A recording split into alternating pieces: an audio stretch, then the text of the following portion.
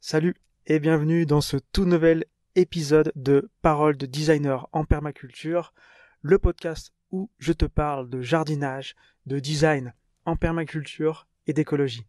J'espère que tu vas bien et aujourd'hui je vais répondre à une question qu'on m'a posée sur les réseaux sociaux dans un commentaire et cette question c'est pourquoi la permaculture c'est une boîte à outils. En fait je répondais à un post sur la permaculture et et je disais que voilà, pour moi, la permaculture, c'est une formidable boîte à outils, etc. Et la personne se demandait qu'est-ce que j'entendais par là. Et donc, dans cet épisode, ça m'a inspiré comme ça, cet épisode, elle a semé une graine dans mon esprit. Et aujourd'hui, je vais répondre à cette question. Qu'est-ce que j'ai voulu dire par là? Pourquoi la permaculture, c'est une boîte à outils? On va tenter d'y répondre aujourd'hui. Et pour commencer, j'aimerais qu'on parle un petit peu qu'on revienne à la base de la base, de l'agriculture en fait. Qu'est-ce que voilà, au début en fait, pourquoi on a créé l'agriculture? L'agriculture en fait, c'était on l'a créé il y a moins à peu près 8000 ans avant Jésus-Christ. C'était à l'époque du croissant fertile. Et en fait, nous à cette époque, avant de créer l'agriculture, on était donc chasseurs-cueilleurs. On se nourrissait de végétaux, de fruits, de glands, de choses qu'on pouvait trouver dans la nature. On était aussi un peu chasseur, mais aussi très charognard. Donc on mangeait des, euh, des cadavres de proies comme ça, parce qu'on n'était pas au-dessus de la chaîne alimentaire, quoi. On était vraiment voilà, chasseur-cueilleur, on se déplaçait en tribu comme ça, et en fait on arrivait donc sur un territoire, et entre guillemets, on usait toutes les ressources qu'il y avait, donc on mangeait, voilà, on mangeait tout ce qu'on pouvait, et une fois qu'on avait tout épuisé, eh ben on se déplaçait, on changeait de territoire, pardon, on changeait de territoire et de nouveau on recommençait à épuiser les ressources, etc., etc. Donc on était comme ça, on bougeait de partout pour se nourrir, quoi. On se déplaçait tout le temps. Et donc ça c'était moins 8000 ans à l'époque, moins 8000 ans avant Jésus-Christ, à l'époque du croissant fertile.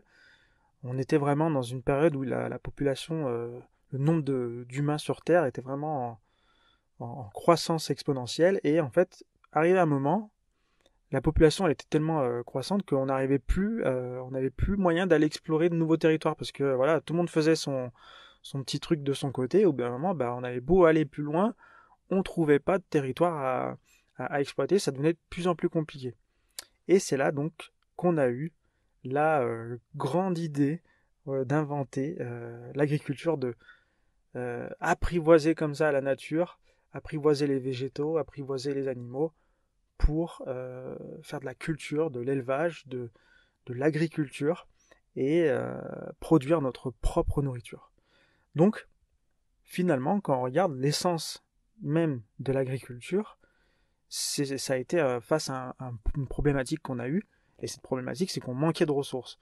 Donc on s'est dit, on consomme plus de ressources que la Terre, entre guillemets, et voilà, la Terre ouais, est capable de se régénérer. Donc il faut qu'on trouve une solution pour produire plus de ressources et qu'on ait le temps de la consommer, quoi, parce on est de plus en plus. Et donc, voilà, on a créé petit à petit comme ça l'agriculture. Et voilà, quoi. Vraiment, le but, c'était de régénérer les ressources. Euh, voilà, donc ça, c'était il y a 10 000 ans. Aujourd'hui, en fait, on se rend compte que on n'a pas vraiment réglé le problème, en fait. Enfin, l'agriculture n'a pas vraiment réglé le problème. C'était un bon outil on a développé différentes formes d'agriculture, hein. Il y avait l'agriculture sur abbati brûlis, etc., etc., jusqu'à l'agriculture moderne d'aujourd'hui. Et donc aujourd'hui, on consommerait en moyenne 7,3 calories pour produire une calorie. Donc au final, on prend à la Terre 7 calories, en gros, et on en produit que pour en produire une seule. Donc on a toujours ce problème de on n'est pas rentable en fait, on n'est pas efficace. Et, euh, et du coup, bah, on est sûrement, certainement, d'après euh, pas mal de scientifiques, pas mal de monde, on est vraiment un peu à l'ère d'une période un peu similaire de celle où on a inventé l'agriculture, où notre modèle, il commence à de moins en moins, enfin, il va arriver un moment où il va de moins en moins pouvoir répondre à nos besoins, Et il va falloir qu'on trouve une nouvelle façon de produire plus pour pouvoir subvenir à nos besoins, aux besoins de la population humaine de manière générale. Et la permaculture, justement, elle est née, euh, du moins la volonté de Bill Mollison et David Holmgren, les cofondateurs, leur volonté c'était vraiment de créer une méthode d'agriculture différente et surtout rentable, loin du modèle de l'agriculture qui apparaissait, qui était apparu donc juste après la Seconde Guerre mondiale. Et ben l'agriculture chimique, l'agriculture euh, pétrole, enfin on utilisait les tracteurs, les produits chimiques. Voilà, moi j'ai rien, il n'y a pas de jugement là-dessus. Moi je suis pas ni pour ni contre. Voilà, c'est le chemin. Notre chemin, il a été voilà, dans notre histoire, on a fait ça, et aujourd'hui peut-être qu'on se rend compte que c'est une erreur. Voilà, on va pas tout arrêter du jour au lendemain, ça va être compliqué, mais on peut voilà, commencer à faire une transition comme ça.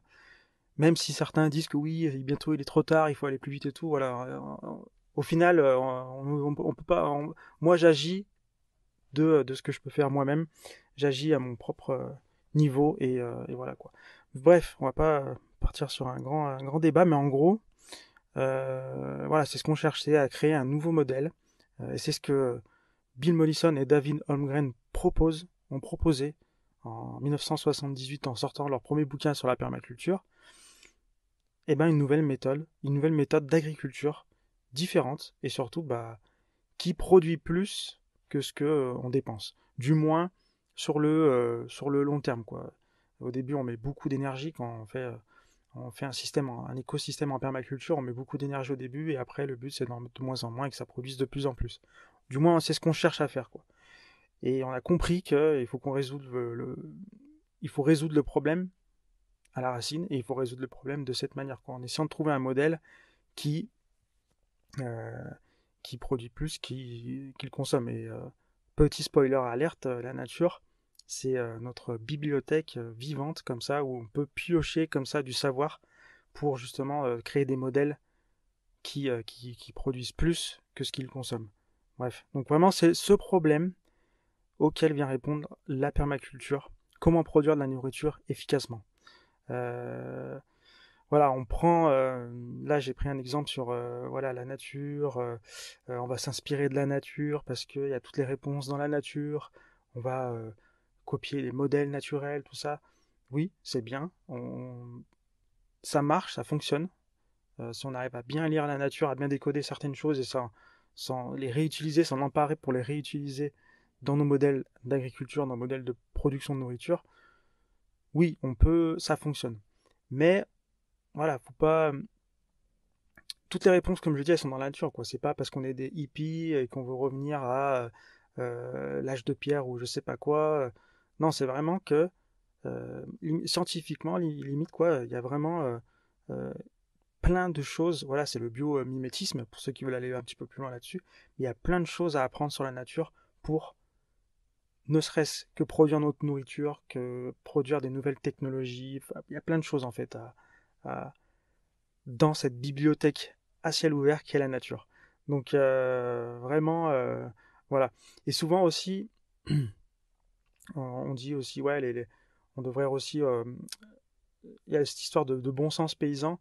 Ça, je suis totalement euh, totalement d'accord avec ça. J'essaie vraiment de pratiquer ça. Et souvent, on dit aussi, oui, les peuples premiers, les peuples anciens, ils ont beaucoup de savoir à nous transmettre et tout.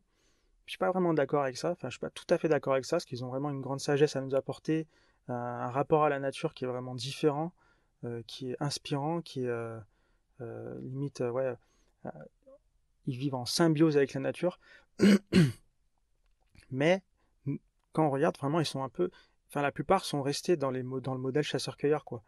Rares sont les peuples comme ça, les peuples anciens, qui ont développé des systèmes, des écosystèmes agriculturels ou permaculturels, bref, qui justement répondent à ce problème, quoi, de devoir euh, produire plus en consommant moins.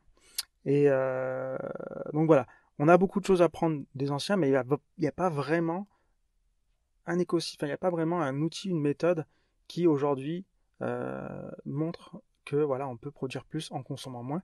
Et, euh, et en fait, voilà, la permaculture, c'est justement pourquoi je dis ça. Voilà, finalement, on en arrive à là. Pour moi, la permaculture, c'est la première méthode, c'est la première boîte à outils qui permet justement, de première base, qui permet justement de résoudre de nouveau ce problème qu'on a résolu il y a 10 000 ans. Bah, aujourd'hui, on va vers une nouvelle problématique similaire. Et ben, pour moi, la permaculture, c'est euh, la première voie, la piste. Peut-être que c'est pas parfait, peut-être que voilà, mais c'est quand même une boîte à outils que nous ont donné Bill Mollison et David Holmgren au travers du design, au travers des bouquins qu'ils ont fait, au travers de tout le savoir qu'ils ont transmis, même notamment au travers du CCP, enfin toutes ces choses-là. Et voilà, c'est au-delà d'une méthode de jardinage. Aujourd'hui, on croit que c'est juste une méthode de jardinage, mais non, c'est vraiment plus que ça. C'est une boîte à outils complète qu'on peut réutiliser pour changer l'agriculture, pour faire un jardin, pour faire un potager, pour redesigner sa vie, pour redesigner sa vie pro, pour plein de choses en fait, pour redesigner son intérieur, pour redesigner l'espace urbain, pour redesigner, voilà. C'est vraiment une méthode universelle. Je dis pas qu'elle est parfaite, je dis pas que ça va nous sauver, mais moi j'y crois vraiment. Et parce que je l'expérimente, parce que ça fait longtemps que je m'y intéresse, et voilà. Et donc comment ils ont fait pour répondre à cette problématique? Donc ils ont mis en place donc cette méthode. C'est un peu une philosophie de conception intégrée. Euh, c'est une méthode de design qui est basée sur les principes du vivant. Comme je dis, on va s'inspirer de la nature, des modèles naturels, du fonctionnement de la nature, des interactions dans la nature, des connexions qu'il y a dans la nature, des interdépendances qu'il y a dans la nature. On va essayer de les observer, de les comprendre et de les adapter, les répliquer comme ça dans nos jardins, dans nos relations, dans nos vies, etc. Et voilà, c'est pour ça que ça va au-delà du jardinage, même si aujourd'hui, voilà, c'est très lié à ça parce que ça nous sert beaucoup et, euh, et c'est parti de ça et c'est vraiment le noyau central aussi, jardiner, créer de la nourriture. Mais voilà, il faut, on fait pas du jardinage uniquement parce qu'on a envie. Euh, euh, on va pas faire du jardinage uniquement pour se soucier de l'impact environnemental, mais on va aussi jardiner selon le contexte écologique en fait. C'est aussi ça qui est important en permaculture. Et l'humain, bien sûr, bien entendu, qui est au cœur du design, parce qu'il fait partie de l'écosystème qu'on veut créer. Et voilà, c'est vrai que l'humain, c'est important parce qu'en fait, souvent on prend pas en compte l'humain. Et quand je parle de l'humain, c'est pas l'humain de manière générale, c'est vraiment l'humain qui est intégré dans le contexte. Donc voilà, on est 7 milliards sur Terre, donc on est 7 milliards d'humains différents. Donc voilà, c'est chaque humain a, aura un rôle différent dans un jardin, de par ses compétences, de par du temps qu'il a disponible, de par des moyens financiers qu'il a disponibles, de par son nombre, de par plein de choses. Et du coup, c'est vraiment hyper important de prendre en compte aussi quand on va réfléchir à l'écosystème qu'on veut créer, parce que voilà, en permaculture, on crée pas quelque chose qui est industrialisable. Après ça, je sais pas, peut-être, c'est certainement même industrialisable, mais différemment de ce qu'on connaît d'industrialisation qu'on connaît aujourd'hui. Mais voilà, c'est vraiment propre à chacun, propre à, moi je me souviens quand j'avais donc créé le jardin partagé de mon village, on avait démarré un petit peu vite, j'avais pas le temps de faire le design tout de suite, j'avais commencé, mais voilà. Et au bout de quelques mois, en avançant comme ça dans le design, même au bout de quelques années, parce qu'après j'avais recommencé parce que ça se fait sur plusieurs, un design ça va se faire, ça peut se faire sur plusieurs années en fait. On peut faire un premier design au démarrage du jardin, quelques années plus tard, avec les nouvelles informations qu'on récolte, eh ben on recommence, on reprend les bases, on recommence un petit peu son design et on adapte avec les nouvelles infos qu'on a. Et du coup, ça le fait évoluer, et puis on a de nouvelles idées, et puis même, il y a des choses qui ont changé, etc., etc. Donc voilà, j'avais fait un deuxième design donc, pour ce jardin partagé. Et en fait, euh, ce deuxième design, c'est ce qui a provoqué en fait mon désir d'arrêter le projet, de laisser tomber, parce que justement, en fait, je suis arrivé à un stade où, je vais pas rentrer dans les détails, mais en gros, la personne qui me mettait à disposition le terrain, j'avais besoin de l'intégrer dans le design, parce que vu que j'étais pas propriétaire, bref. Et j'avais besoin de l'intégrer dans le design, et je lui ai dit, voilà, il faudrait qu'on se rencontre, qu'on discute, qu'on prenne un peu de temps pour discuter, puis voilà, la personne était trop occupée pour ça, etc., etc.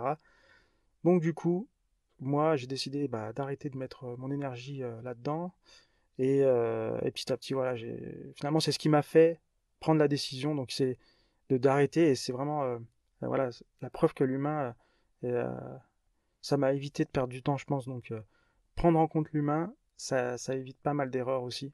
Ne pas l'oublier. Voilà, c'était juste pour parler un petit peu plus de l'importance de l'humain au cœur du design, au cœur de l'écosystème qu'on veut créer. Et, euh, et d'ailleurs, en parlant d'écosystème, euh, pourquoi, c'est quoi un écosystème en fait? Je vais essayer de répondre à cette question. Alors, peut-être que voilà, peut-être que voilà, tu as commencé à jardiner il y a quelques temps et tu t'es dit, ouais, je vais faire de la permaculture. Et peut-être que tu as fait une butte en lasagne au fond de ton jardin et en fait, tu te rends compte que ça fonctionne pas vraiment, ça pousse pas plus que ça. Enfin, tu vois pas vraiment la différence. Et en fait, le problème, souvent, ce qu'on voit, c'est que les gens ils font ça, ça fonctionne pas. Et en fait, le problème, c'est pas qu'ils ont pas, c'est pas que c'est c'est pas le problème, c'est pas la butte de lasagne, c'est pas la méthode en fait. Le problème, c'est parce que la lasagne, en fait, finalement, c'est un truc qui fonctionne super bien. Je l'ai essayé à plusieurs reprises dans différents contextes. Ça fonctionne très bien. C'est pas ça le problème, en fait. C'est comment toi tu intègres cette lasagne dans ton écosystème, en fait. Dans ton écosystème. Euh, si, imaginons, tu prends, on va rester sur la thématique boîte à outils. Imaginons, tu veux visser un vis et c'est un vis plat, et toi, tu as un tournevis cruciforme. En fait, tu peux rien faire. En fait, ton vis, il est plat, tu arrives avec ton tournevis cruciforme, il s'emboîte pas dans le truc, tu peux pas utiliser, tu peux pas visser, en fait. Et en fait, c'est ça un peu l'exemple que je te disais. Si tu adaptes, si tu intègres une lasagne dans un écosystème qui n'est pas adapté à elle, ou à un endroit de l'écosystème, parce que aussi l'endroit dans lequel tu vas intégrer la lasagne est aussi important. Il y a le sol, il peut y avoir aussi l'exposition, les courants d'air, etc., etc. Donc, si tu choisis le mauvais outil pour faire la mauvaise tâche, en fait, il va rien se passer. Donc, vraiment, c'est pas le problème, c'est pas la lasagne. La lasagne, c'est un truc qui fonctionne super bien, mais c'est la façon dont on s'en sert. Donc, voilà, ce que je veux te faire comprendre dans tout ça, c'est que ton jardin, c'est un écosystème, c'est un système, et la lasagne, c'est un sous-système de ton système général.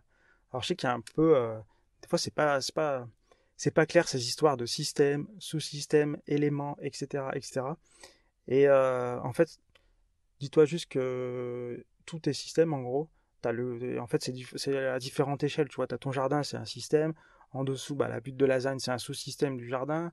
Mais la lasagne, elle a aussi un système en elle-même. Et elle a aussi des sous-systèmes, etc., etc. En gros, c'est quand nous, c'est un peu comme le truc de la carte et le territoire.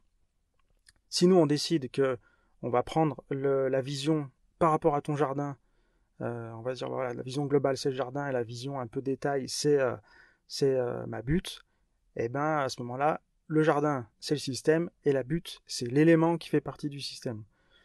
Mais voilà, comme je dis, on peut aussi prendre la vision globale, c'est la butte, et dans la butte, il y a différentes couches de matière organique, ça c'est des sous-systèmes qui sont aussi des éléments. Donc finalement, un élément dans un système, il est uniquement défini de par les limites qu'on lui donne. Donc, en gros, ça, c'est aussi un grand principe à souvenir. Mais voilà. Et un autre exemple pour t'aider à comprendre encore un peu mieux ce que c'est ce, ce, ce, ce principe de système, d'écosystème, etc. C'est, imagine ton terrain, ton jardin. Imagine ton jardin, c'est comme une équipe de foot en fait. Euh, c'est une équipe de foot, voilà, comme ça, t'as différents joueurs, t'as des règles, t'as un ballon, voilà, il y a un cadre comme ça, il y a des limites, et, euh, et voilà, toi, tu mets en place des joueurs, tu mets des gardiens, tu mets un gardien, tu mets des défenseurs, des milieux, des attaquants, etc., un ballon, un arbitre, et voilà, le match il se déroule. Euh, voilà, ton jardin, c'est un peu ça. Et dis-toi que imagine si par exemple tu te dis, bah voilà, moi à la place du gardien, je vais mettre un défenseur, enfin même un attaquant. Si dans mon équipe de foot, je mets le gardien donc en attaquant, le défenseur en attaquant, les attaquants au cage et tout, enfin si on inverse tous les rôles, même tu prends l'arbitre, tu le mets au cage, le truc il fonctionne plus.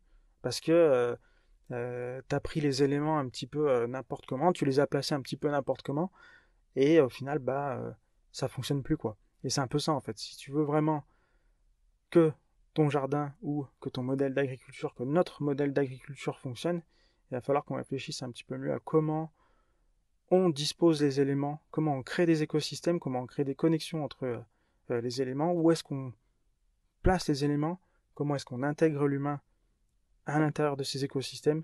Voilà. En gros, la permaculture, ce que je voulais, ce que je voulais transmettre dans ce podcast, c'est que pour moi, c'est une boîte à outils qui peut vraiment nous aider à faire une belle transition, passer de l'agriculture industrielle, de l'agriculture qu'on connaît aujourd'hui, à une agriculture qui soit non pas euh, dégénératrice, mais régénératrice, je sais pas comment dire, quoi, qui produit plus qu'elle ne consomme. Et voilà, c'est vraiment ça que la permaculture peut nous apporter. Et en plus, on peut s'en servir pour notre petit jardin, pour un balcon, pour notre vie pro. En fait, peut s'en servir pour tout.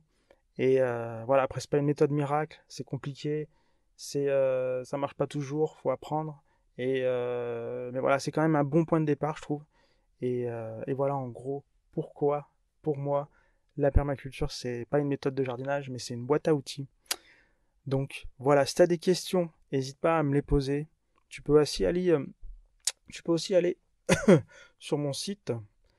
J'ai traduit une interview de Bill Mollison qui est assez intéressante. Il parle aussi parce que lui, il est vraiment allé énormément à la rencontre justement des peuples anciens pour justement les aider, voilà, des peuples anciens qui étaient des indigènes qui étaient dans la forêt, qui vivaient encore en mode chasseur-cueilleur.